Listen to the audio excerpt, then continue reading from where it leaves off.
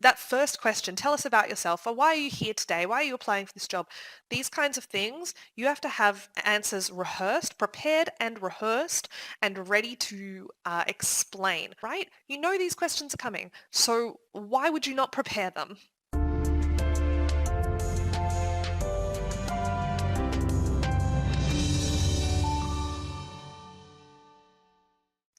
Hi everyone, and welcome to the second video in my series about ways to prepare yourself for a job search or things you should do for your job search. And I want to talk here about your story. Now, I mentioned in my last video that most people don't really care about your life story, and that is true to an extent. Unfortunately, most people really don't care about the details of how you got to where you are today. But in any interview you do, someone is going to ask the question, so tell us about yourself. Huh. Well, you have to have an answer prepared. And this is where I like to borrow a little bit from sales.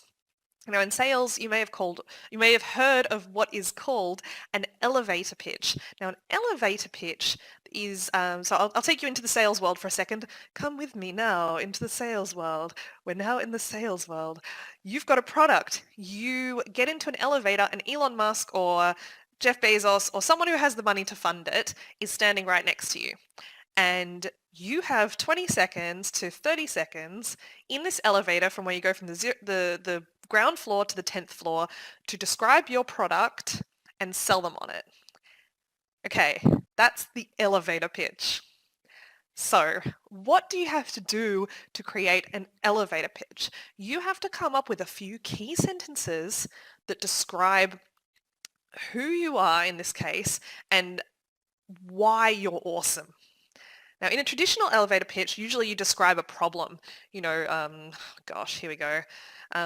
People have dogs, but if you don't have a park near you, where do you take them to walk? Okay. You use something like that, like a hook that gets people in, right? We're not going to do any of that here. I mean, we're just talking about ourselves. But what you do need to have is a short version of how you got to where you are today, and you need it to be compelling, right? For example, there are many, many different ways I could tell my story. One is I could say, I completed my Masters of Music degree in 2014, and then I moved to Germany where I've lived for 6 years, and I worked for an opera singer for 3, and now I'm looking for a job in tech. Okay, it's all true. Does it sound like I'd be a particularly good programmer based on that explanation? No, it sounds like I'd be a really good musician. That's not how I sell myself. So my kind of elevator pitch version was, I began programming when I was a kid. I was super passionate about it, and I actually studied it in high school but decided not to pursue it because at the time I felt really isolated being the only girl in the class. I ended up going into digital marketing and project management, including translation, and now I feel like I'm coming back into tech, and I'm just at the end of completing a 1-year course in web development where I've rediscovered my passion for it, and I'm super pumped to start working in technology again. Okay. Wasn't my best rendition of it, I have to say. I had a lot of ands in there, but you get the idea. You have to kind of have a look at your life and construct a story like an author would as to how you got from point A to point B to being here, right? And the here should be ready to get a job. So you have to think about what parts of your story support a job in technology. What kind of parts of your story support getting a job in programming, right? Now, I'm not erasing any part of my history. I still did get my master's in music. I still did work as an opera singer. But if people know that about me, it's on my LinkedIn. If people ask me about that, I can tell them about it later. What you want to do in this elevator pitch is have this core story, this kernel of truth where you start to give them an impression of the basic building blocks of who you are and why you're great.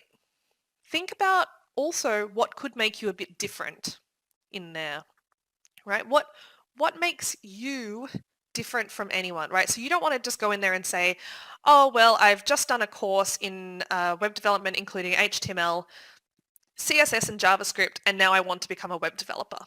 Well, yeah, okay, but it's not it's very generic, it's not very specific.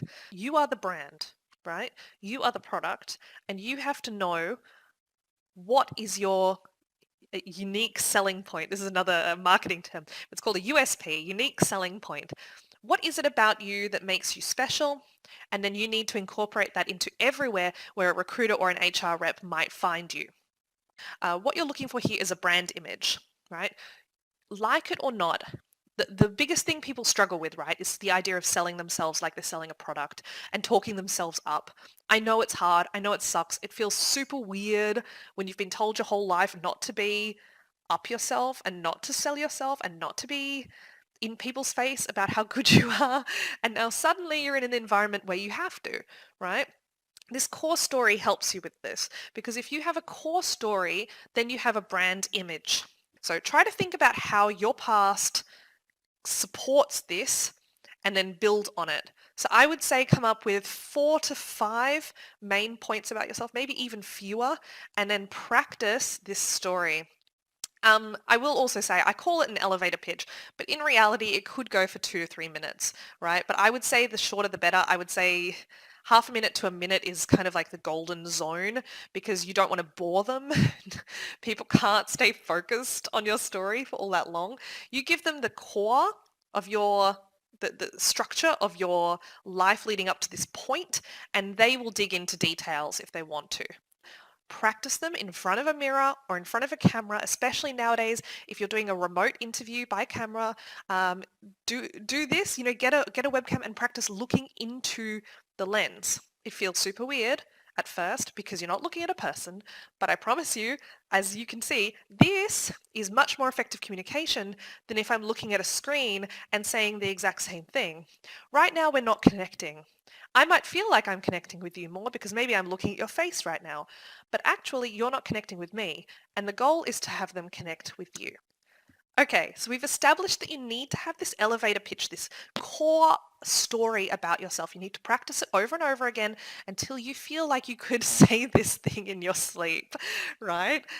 Then you need to incorporate this core story into every part of your online presence. You need to incorporate it into your LinkedIn, into your Zing, into your portfolio website, into your Twitter, into your CV, into your cover letter, right? It has to be incorporated into everything.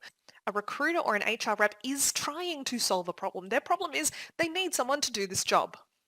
And you want to put yourself into the position of being able to fulfill or solve that problem. So build a story, have it be there as a solution to their problem, and incorporate that story. Once you've really got it and you're really happy with it, you can even run it past some people, then put it out everywhere. Okay, I think that's all I've got to say on this topic. I got a bit rambly in the middle there, but I hope you stuck with it and that you found it useful. Thank you so much, and I'll see you next time. Bye.